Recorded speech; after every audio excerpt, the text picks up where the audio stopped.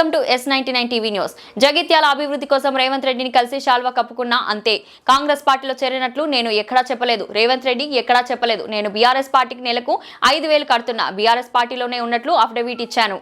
నేను BRS party నుంచి గెలిచిన. ఈనాటికి కూడా నేను బీఆర్ఎస్ ఎమ్మెల్యేనే. నేను బీఆర్ఎస్ పార్టీ నుంచి గెలిచిన. ఈనాటికి కూడా బీఆర్ఎస్ ఎమ్మెల్యేనే. జగిత్యాల అభివృద్ధి కోసం ప్రభుత్వంతో కలిసి పనిచేస్తున్నా. జగిత్యాల అభివృద్ధి కోసం కలిసి పనిచేస్తున్నా. అటు ఇటు రాయట్లేదు, ఎందుకంటే నేను పర్టికులర్గా జాయిన్ అవుతుంది పోలేదు కాబట్టి.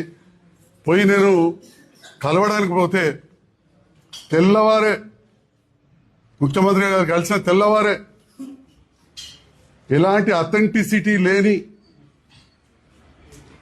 ఆధారాలు లేని మీడియా ప్రచారంతో నేను ఇవ్వలే స్టేట్మెంట్, ముఖ్యమంత్రి గారు ఇవ్వలే, నాతో ఉన్న మంత్రులు ఇవ్వలే.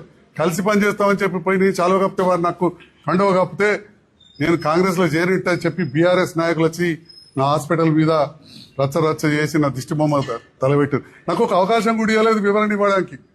నాకు ఒక నోటీస్ ఇవ్వలేదు. మన కవిత మధ్య అడుగుతుంది కదా, నేను ముఖ్యమంత్రి గారిని కలవగానే వారికి చాలువ కప్పితే నాకు కండువ కప్పగానే తెల్లవారంగానే నా ఇంటి మీద దాడి, తహసీల్ చౌరస్తాల దాడి మీరందరూ కూడా చూసిండ్రు. అదే రోజు నా మీద అఫిడవిట్ వేసి డిస్క్వాలిఫై చేయమని చెప్పి స్పీకర్ దగ్గర పిటిషన్ వేసిండ్రు.